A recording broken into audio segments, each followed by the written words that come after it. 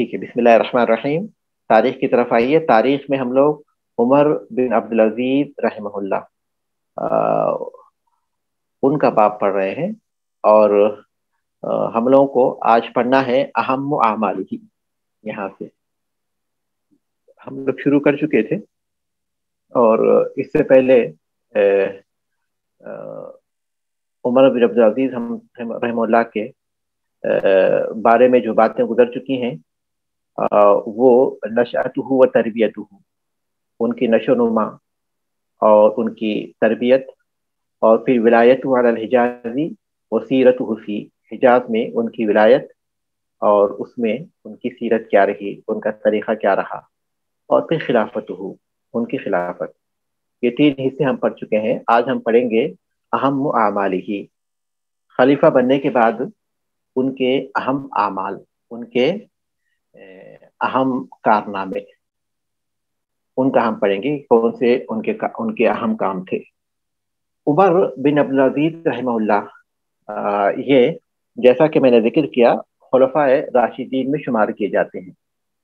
تو ان کے جو انجازات ہیں، ان کے جو کارنامے ہیں، وہ اسی نوعیت کے ہیں اور بہت ہی عظیم ہیں۔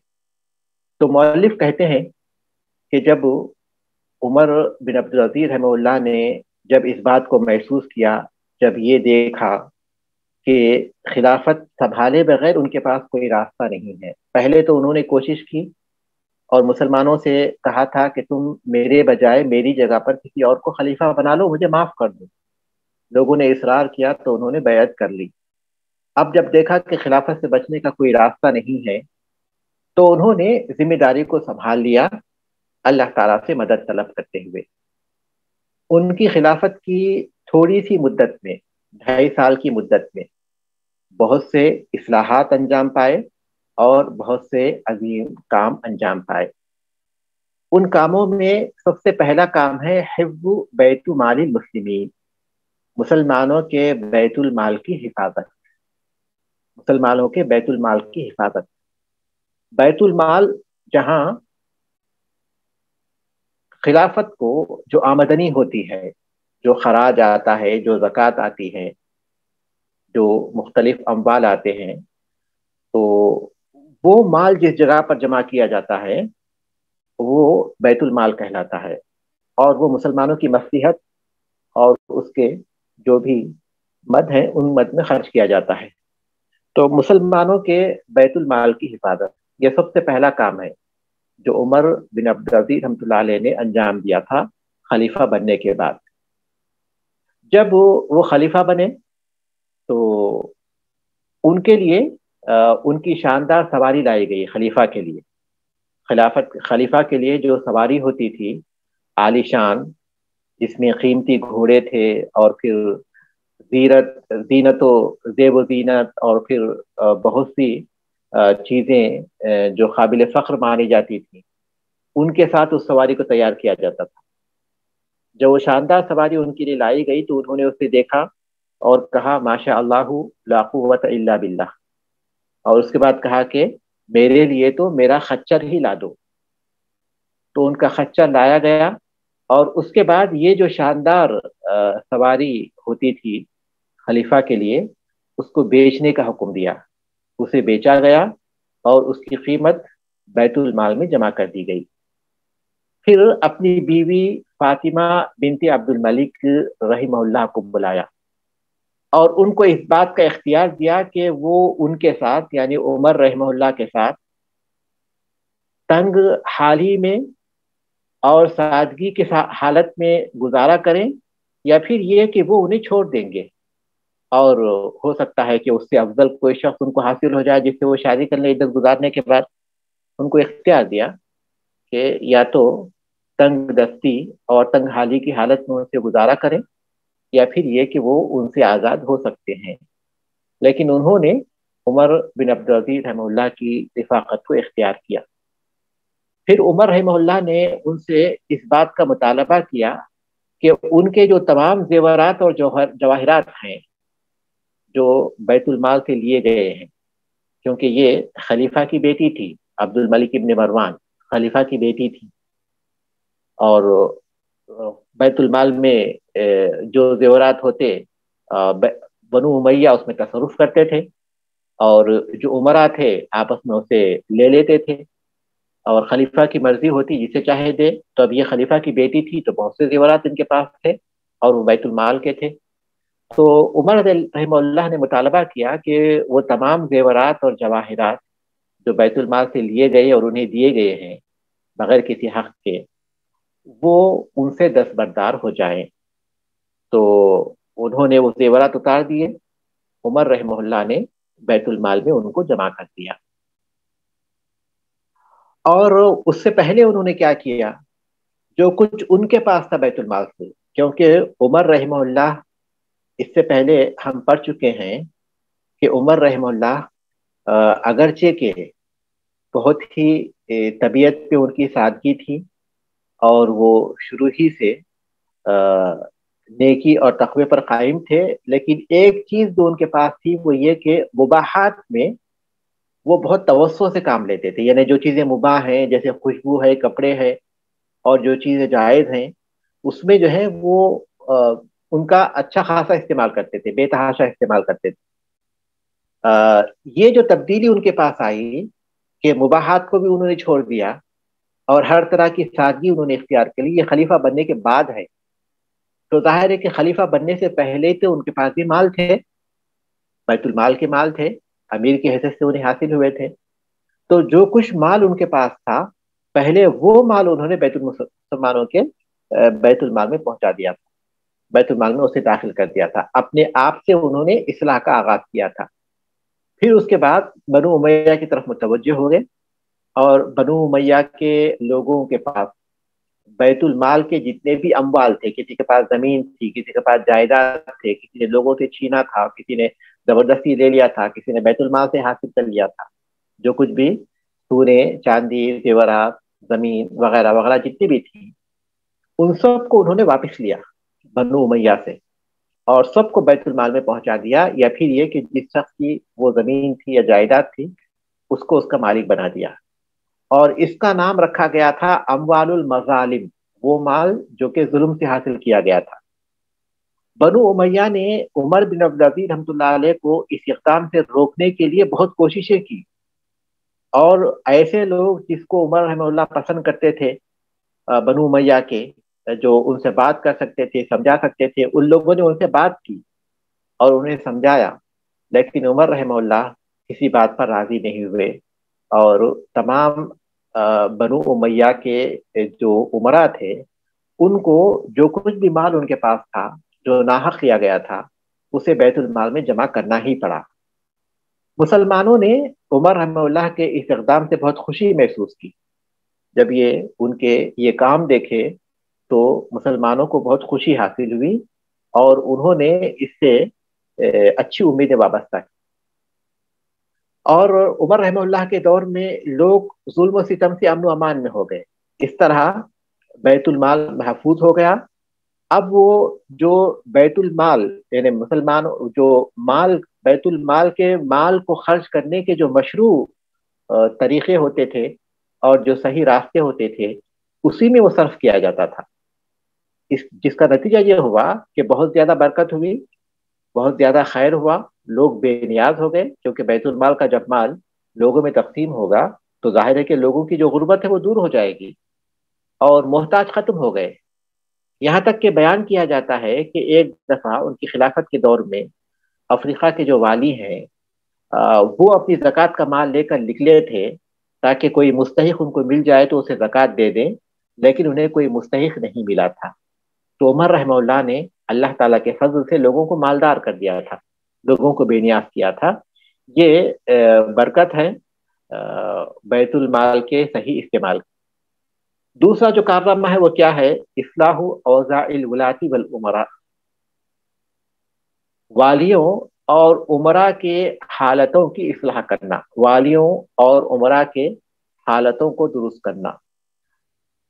عمر رحمہ اللہ نے جو ان کے والی تھے، جو ان کے گورنر تھے، ان کے حالات کا جائزہ لیا، اور ان کے بارے میں جب معلومات حاصل ہوئے تو جو مناسب نہیں لگے ان کو معزول کر دیا، اور ان میں سے بعض کو سمجھا کر ولایت پر باقی رکھا، اور بعض نئے اور نیک اور طاقتور ایسے جو گورنر ہو سکتے تھے ان کو گورنر بنایا، جس کا نتیجہ یہ ہوا کہ مسلمان عدل و انصاف کے سائے میں، سعادت کے سائے میں زندگی گزارنے لگے۔ اور جب یہ حالت بہت سے کافروں نے دیکھی تو بہت سے کافر مسلمان ہو گئے، کیونکہ جب دیکھ رہے تھے، انہوں نے جب دیکھا کہ یہ دین کس قدر انصاف والا دین ہے اور اس کی کس قدر برکتیں ہیں، تو اس سے بہت متاثر ہو گئے اور وہ مسلمان بھی ہوئے۔ اور عمر رضی اللہ تعالیٰ عنہ کے جو حرص تھی کہ اچھے سے اچھا جو نیک اور طاقتور اور اچھا جو شخص ہو اس کو گورنر بنائے، یہی وجہ تھی کہ انہوں نے افریقہ اور مغرب کے جو علاقے تھے ان پر اسماعیل ابن عبید اللہ المخزومی رحمہ اللہ کو گورنر بنایا، اور وہ اچھے اخلاق والے تھے۔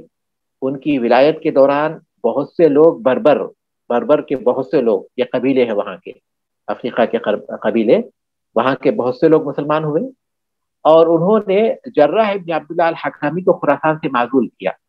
کیوں معزول کیا؟ اس لیے کہ کافروں میں سے جو مسلمان ہوتے تھے ان کے جزیے کو وہ معاف نہیں کرتے تھے، اور یہ کہتے تھے کہ تم جو ہے جزیے سے بچنے کے لیے اسلام لائے ہیں۔ ان کے جزیے کو معاف نہیں کرتے تھے، اور یہ کہتے تھے کہ تمہارا اسلام لانے کی وجہ یہی ہے کہ تم جزیہ دینے سے بچنا چاہتے ہو، جس کا نتیجہ یہ ہوا کہ بہت سے لوگ جو کہ مسلمان ہوتے تھے وہ مسلمان ہونے سے رک گئے اور وہ اپنے دین پر باقی رہنے لگے۔ عمر رحمہ اللہ نے لکھا کہ جو بھی مسلمان ہوں گے تو مسلمان سے تو جزیہ نہیں لیا جا سکتا، لہذا تم ان کے جزیے کو معاف کر دو۔ تمہاری جو رائے تھی وہ بہت بری تھی۔ اللہ تبارک و تعالیٰ نے محمد صلی اللہ علیہ وسلم کو ہدایت دینے والا بنا کر، یعنی ہدایت کا راستہ بتانے والا بنا کر بھیجا تھا، ٹیکس اصول کرنے والا بنا کر نہیں بھیجا تھا۔ اللہ تبارک تعالیٰ نے محمد صلی اللہ علیہ وسلم کو ہادی بنا کر بھیجا تھا، ٹیکس اصول کرنے والا بنا کر نہیں بھیجا تھا۔ اور پھر ان کو معذور کر دیا جو اس طرح کرتے تھے، اور ان کی جگہ پر عبد الرحمن ابن نعیم الشقیری کو گورنر بنایا۔ یہ بھی اچھے اخلاق والے تھے، اور پھر ان کی گورنری کے دور میں بہت سے لوگوں نے، خراسان وغیرہ کے بہت سے لوگوں نے اسلام قبول کیا۔ تیسرا جو کارنامہ ہے، الدعوۃ الی الاسلام ونشر الامن والفتوح، اسلام کی دعوت اور امن کی نشر و اشاعت، امن کا قیام اور فتوحات۔ عمر رضی اللہ تعالیٰ عنہ کا جو طریقہ تھا یہ سب سے بہتر طریقہ تھا لوگوں کو اسلام کی دعوت دینے کے لیے۔ کافروں کے سامنے اس کے نتیجے میں، عمر رضی اللہ تعالیٰ عنہ کے ان کارناموں کے نتیجے میں، ان احکامات کے نتیجے میں، اس طریقے کے نتیجے میں اسلام کی حقیقت اور عظمت ظاہر ہوئی، اور وہ لوگ اسلام سے بہت متاثر ہوئے، بہت مرعوب ہوئے، اور پھر اسلام کی اطاعت قبول کرنے کے لیے تیار ہو گئے۔ جیسا کہ بربر ہیں، خراسان والے ہیں، یہ تمام لوگ بغیر کسی جنگ اور بغیر کسی قتال کے اسلام میں داخل ہو گئے، اور ان کے اس سیاست، اسلامی سیاست یعنی حکومت کا جو اسلامی طریقہ کار جو انہوں نے اپنایا تھا، اس کا یہ نتیجہ بھی ہوا کہ امن عام ہو گیا، اور جو بغاوتیں تھیں، جو بے چینیاں لوگوں کی طرف سے اس سے پہلے بنو امیہ کی خلافت کے دور میں جگہ جگہ بغاوتیں سر اٹھاتی تھیں، وہ بغاوتیں ختم ہو گئی، کیونکہ جو باغی ہیں ان کے پاس کوئی سبب نہیں بچا تھا خلیفہ کے خلاف کھڑے ہونے کے لیے، کیونکہ خلیفہ نیک تھے، متقی تھے، بیت المال محفوظ تھا، ان کے جو والی اور گورنر تھے وہ نیک تھے، انصاف کرنے والے تھے، جس کا نتیجہ یہ ہوا کہ یہ بغاوتیں ختم ہو گئی، کیونکہ ان کے پاس بغاوت کے اسباب نہیں تھے، بلکہ خوارج کی جو بغاوت تھی وہ بھی کم ہو گئی، ختم ہو گئی، کیونکہ ان کی باتوں کو کوئی شخص اب سننے کے لیے تیار نہیں تھا۔ اس سے پہلے کیا تھا، وہ کسی کی بات سنتے نہیں تھے خوارج، اس سے پہلے کے خلفاء جو بھی تھے، ہر دور میں خوارج مسلمانوں کی حکومت کے لیے ایک پریشان کن مسئلہ بن کر رہے تھے. لیکن عمر رحمہ اللہ نے کیا کیا؟ ان سے مناظرہ کیا، ان سے گفتگو کی، اور ان کو قانع کیا، ان کو مطمئن کیا، جس کا نتیجہ یہ ہوا کہ خوارج کا زور بھی ختم ہو گیا. لوگ ان کے دور میں امن و امان اور اطمینان کی زندگی گزارنے لگے. جہاں تک فتوحات کا تعلق ہے تو عمر رحمہ اللہ کی رائے یہ تھی کہ وقتی طور پر اس کو روک دیا جائے. فتوحات کو انہوں نے وقتی طور پر روک دیا. کیوں؟ کیونکہ وہ چاہتے تھے کہ مسلمانوں کے جو علاقے ہیں، جو مسلمانوں کے علاقے پہلے حاصل ہو چکے ہیں، وہاں کے حالات کو بہتر بنا دیں اور وہاں اسلام کو مضبوط کریں. جو علاقے مسلمان فتح کر چکے ہیں ان علاقوں کو مضبوط کریں، یہ ان کی کوشش تھی. لہذا انہوں نے مسلمہ بن عبد الملک رحمہ اللہ، جو کہ قسطنطنیہ کا محاصرہ کیے ہوئے تھے ایک بڑی فوج کے ساتھ، ان کے پاس احکام بھیجے کہ وہ واپس آ جائیں. اور پھر ساتھ میں ان کے پاس کھانے پینے کی بہت سی چیزیں بھیجی، گھوڑے بھیجے، سواریاں بھیجی، اس لیے کہ وہ ایک طویل عرصے سے قسطنطنیہ کا محاصرہ کیے ہوئے تھے. تو بہت بری حالت میں لوگ ہو گئے تھے، وہاں جو فوجی تھے ان کی حالت بہت زیادہ بری تھی. اس کے مقابلے میں مسلمانوں پر جو حملہ کیے، حملوں کے مسلمانوں پر جو حملہ آور ہوئے بغاوت وغیرہ کے ذریعے، تو انہوں نے ان کا سختی سے مقابلہ کیا. البتہ جیسے کہ ترکی آذربائیجان میں انہوں نے جو حملہ کیے، ان کا مقابلہ کیا اور ان کا خاتمہ کیا، ان کی بغاوت کو کچلا. اور اسی طرح بعض علاقوں میں جو سرکش لوگ تھے، ان کی جو سرکشی ہے اس کا انہوں نے خاتمہ کیا. عمر رحمہ اللہ نے اگرچہ کہ وقتی طور پر فتوحات کو روک دیا تھا، لیکن اللہ تبارک و تعالیٰ نے ان کے ذریعے اس دین کے لیے لوگوں کے دلوں کو کھول دیا تھا، اور وہ اس دین میں داخل ہوئے خوشی خوشی. ان کے اسلامی سیاست کے نتیجے میں، ان کے سیاست کے اسلامی طریقے کے نتیجے میں، جس کی وجہ سے اسلام کی حقیقت، اس کی برکتیں اور اس کی روشن جو صورت ہے وہ لوگوں کے سامنے ظاہر ہوئی، اور لوگوں نے اس سے استفادہ کیا. اور سب سے بڑا فائدہ یہ ہوا کہ وہ مسلمان ہو گئے. تھوڑا سا رہ گیا ہے، اگر آپ لوگ چاہیں تو ختم کریں یا پھر اس کو اس فائدہ کر لیں انشاءاللہ.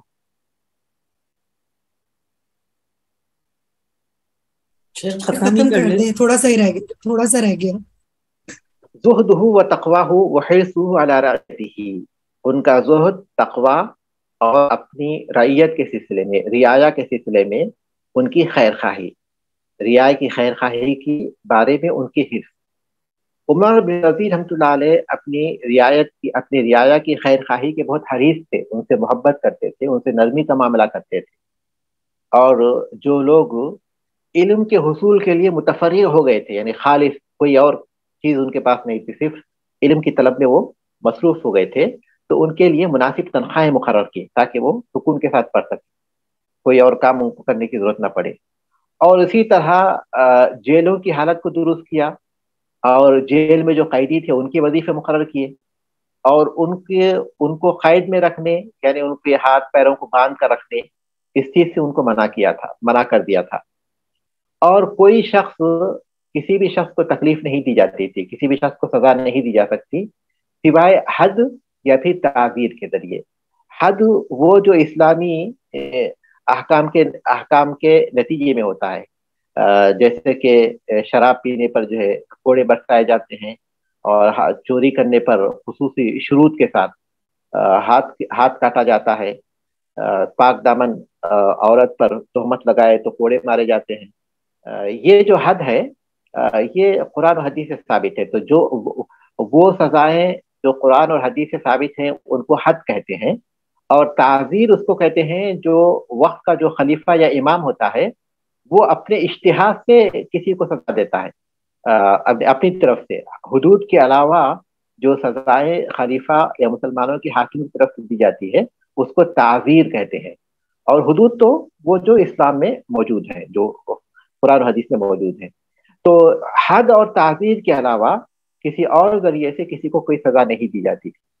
اور مسافر خانے انہوں نے بنوائے، اور پھر مسلمانوں میں جو بوڑھے تھے، محتاج تھے، ان کی کفالت کا انتظام کیا، اور لوگوں پر جو ظلم و ستم ہوتا ہے، ان کی جو شکایتیں ہوتی ہیں، ان کو سننے کے لیے وہ خود بیٹھتے تھے، وہ خود بیٹھتے تھے تاکہ لوگ آئیں ان کے پاس، اور ان پر کوئی ظلم و ستم ہوا ہے تو اس کا ذکر کریں تاکہ وہ اس کا خاتمہ کریں۔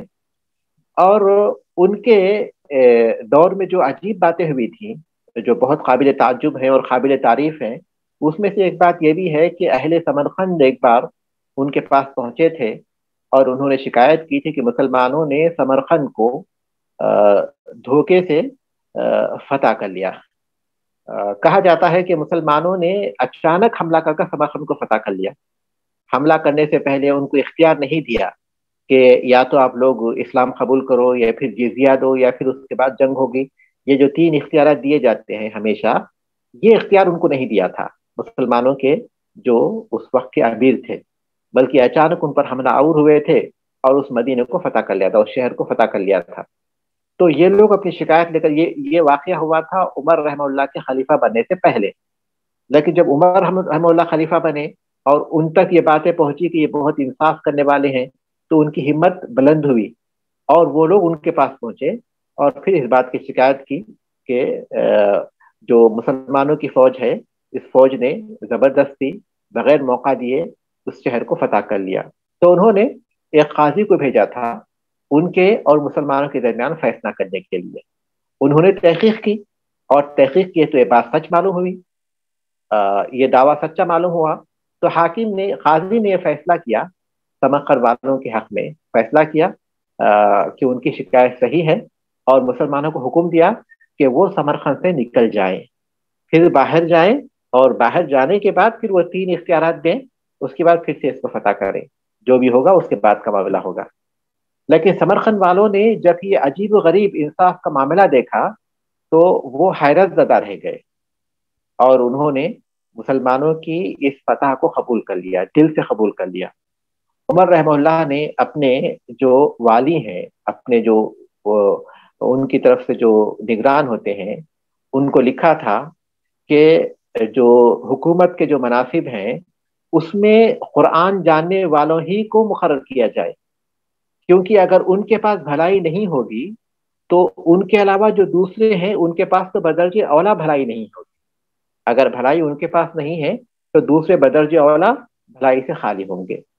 اور انہوں نے مسلمانوں کے غلبے اور ان کی بلندی کا انہوں نے بڑا خیال رکھا کہ مسلمانوں کا جو عظمت ہے وہ ظاہر ہو۔ انہوں نے حکم دیا تھا کہ کوئی کافر کسی ایسی سواری پر سوار نہ ہو جو کہ عزت والی سواری کہلاتی ہے، یعنی شاندار سواری، اور علماء کا لباس نہ پہنے، اور پھر اس کے لیے ہتھیار کی گنجائش نہیں تھی۔ یہ اسلامی ریاست کے احکام ہے، جو خصوصی احکام ہے، یہ اسلامی ریاست میں اس وقت ہوں گے جب کہ اللہ تبارک تعالیٰ کے دین کو دوسروں تک پہنچانا مقصود ہوگا، اور اس طرح کے اقدامات سے اسلام کی برتری ظاہر ہوتی ہو اور دوسروں کے دلوں کو اللہ کے دین کی طرف راغب کیا جا سکتا ہو، تو خلیفہ اسے مصلحت سمجھتا ہے تو ایسے قوانین بنا سکتا ہے۔ مسلمانوں کی ریاستوں میں اس کا تعلق کافروں پر ظلم و ستم کرنے سے نہیں ہے، بلکہ اسلام کے غلبے کو ظاہر کرنے سے ہے، تاکہ اسلام کا جو غلبہ ہے وہ کافروں پر واضح ہو، اور پھر اللہ تبارک تعالیٰ کا دین قبول کرنا ان کے لیے آسان ہو جائے، ان مقاصد کے تحت ہے۔ ورنہ ہم جانتے ہیں کہ مسلمان ریاستوں میں کافر جس قدر امن و امان کے ساتھ زندگی گزارتے رہے ہیں، اس کی مثال تاریخ میں کہیں بھی نہیں ملتی، تاریخ میں کہیں نہیں ملتی۔ جہاں بھی مسلمان رہے انہوں نے کوئی ظلم و ستم نہیں کیا۔ یہی وجہ ہے کہ مصر مسلمانوں نے فتح کیا، لیکن اس کے باوجود بھی آج بھی وہاں نصارہ موجود ہیں۔ لبنان اور فلسطین، اس کے آس پاس کے شام کے علاقوں کو انہوں نے فتح کیا، لیکن آج بھی وہاں نصارہ موجود ہیں۔ بلکہ خود ہندوستان کو دیکھیے، ہندوستان میں جو مسلمان آئے تو ان کے سامنے تو کوئی اسلام کی تبلیغ کا مقصد نہیں تھا۔ مسلمان حکمران عام طور پر صرف اپنی جو اقتدار ہے اس مقصد کے تحت وہ داخل ہوئے تھے، اس مقصد کے تحت انہیں ہندوستان کو فتح کیا تھا۔ اسلام ان کے مقصد میں نہیں تھا، لیکن اس کے باوجود بھی انہوں نے وہاں کے مقامی باشندوں پر کوئی ظلم و ستم نہیں کیا۔ یہی وجہ ہے کہ آج بھی وہاں جو کفار ہیں ان کی تعداد مسلمانوں سے زیادہ ہے. یہ مسلمانوں کے عدل و انصاف کی دلیل ہے، اور اس بات کی دلیل ہے کہ مسلمانوں نے ان پر کوئی زیادتی نہیں کی، اسلام قبول کرنے کے لیے کبھی ان کو مجبور نہیں کیا، اور ان کے خاتمے کی کوئی کوشش نہیں کی. یہاں جو بات لکھی ہوئی ہے کہ عمر رحمہ اللہ نے کچھ خصوصی احکام دیے تھے، اس کی وجہ یہی تھی تاکہ مسلمانوں کا غلبہ ظاہر ہو اور کافروں کے لیے اسلام قبول کرنا آسان ہو جائے.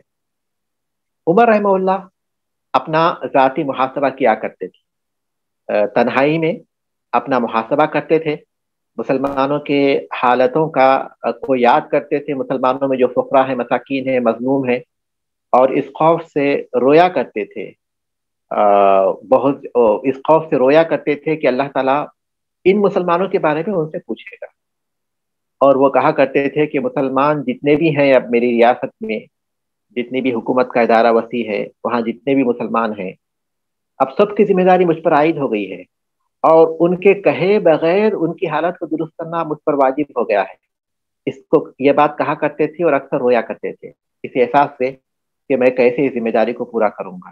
اور اس کی وجہ سے وہ بہتر سے بہتر کرنے کا خیال بھی رکھتے تھے، کثرت سے نماز پڑھتے تھے، روزے رکھتے تھے، یہاں تک کہ جو ازدواجی ذمہ داریاں ہیں اپنی بیوی کی، اس کو وہ اس سے مشغول ہو گئے تھے. وہ ان ذمہ داریوں کو اس کی طرف توجہ نہیں دے پا رہے تھے. یہ بھی خصوصی حالات ہیں، ذمہ داری بڑی تھی اور حالات بہت بگڑے ہوئے تھے ان کے آنے سے پہلے.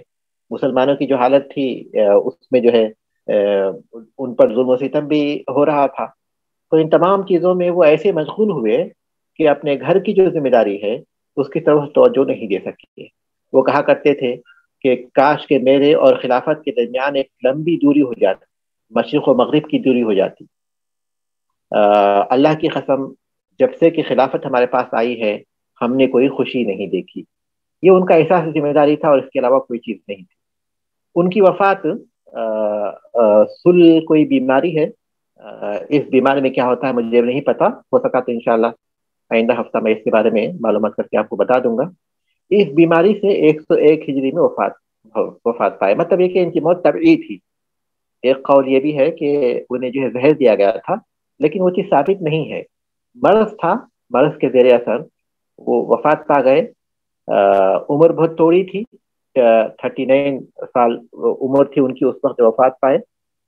اس چھوٹی سی عمر میں انہوں اتنے بڑے کارنامے انہوں نے انجام دیے اللہ تعالیٰ کی فضل سے. تقریباً 2.5 سال، 2 سال اور 6 مہینے ان کی حکومت رہی. اللہ تعالیٰ کی ان پر بے شمار رحمتیں ہوں اور اللہ تعالیٰ ان کی لغزشوں کو معاف کرے. اسلام اور مسلمانوں کی جانب سے انہیں بے انتہا اجر و ثواب سے نوازے، آمین. یہ عمر رحمہ اللہ کا جو باب ہے وہ ختم ہوا. اس کے بعد جو ہے پھر جو سوالات ہیں انشاءاللہ اس کے بعد کے ہفتے میں حل کریں گے. شیخ یہ سبحانک اللہم. جی، سل جو ہے یہ ٹی بی، ٹی بی کی بیماری ہے. اچھا، یہ ٹی بی کی بیماری. بارک اللہ فیک. سبحانک اللہم و بحمدک، اشہد ان لا الہ